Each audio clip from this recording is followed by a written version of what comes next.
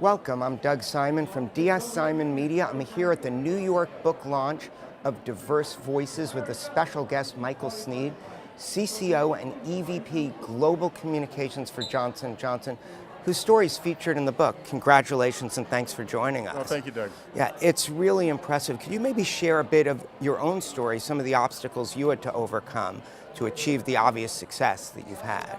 Yeah, look, it's like anything. You come into an industry and you may not have any type of reputation. You're not well known, so you have to come and overcome just the natural biases that people may have. And so I really focused on just trying to do the best job I could do. Understand that it's a long-term play. Understand that you're going to learn a whole lot, and then make sure that you don't make the same mistake twice. Right.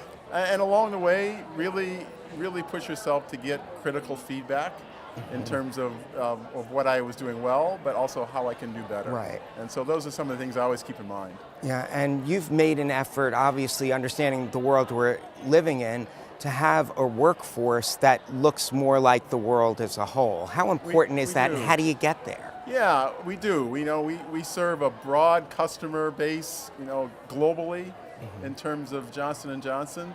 I think it's two things. I think it's a mindset in terms of real leadership from the top, and then there's the actions that we actually take from the ground up in terms of training, in terms of cultural awareness, in terms of making sure people understand the business imperative behind diversity and inclusion. So I think it goes both directions in terms of making sure that you're moving the organization in the right direction. That's excellent. Now, advice for younger people, or even in the middle managers who bring diversity to an organization but want to get to the next level. Yeah, I think first of all, you should understand that being a diverse individual today, I think is a huge advantage. Right. You have some built-in advantages because you have that cultural competency that organizations are looking for today.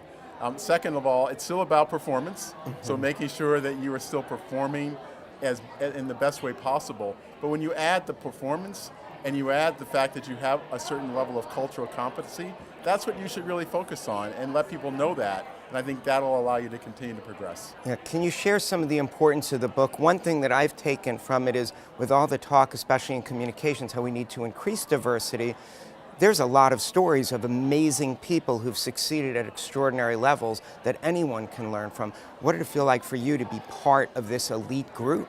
Yeah, it's obviously very humbling. But I'm just one of many. And even though we highlighted 40 or so people in the book, there's hundreds of people out there who are doing great work. And I think part of the reason we did the book is to say, look, there are wonderful people and there are excellent people, but there are lots of people behind us who are well qualified and are coming up through the ranks.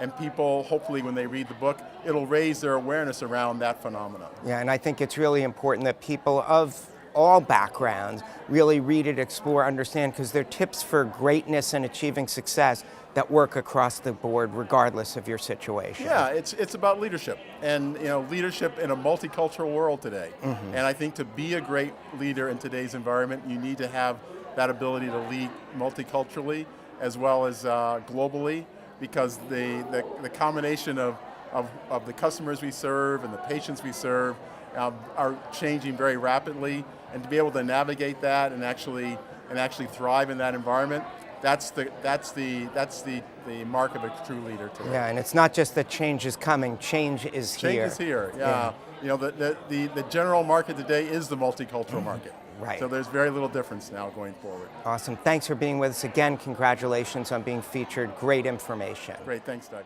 Learn more about the book by visiting diverseleadership.net.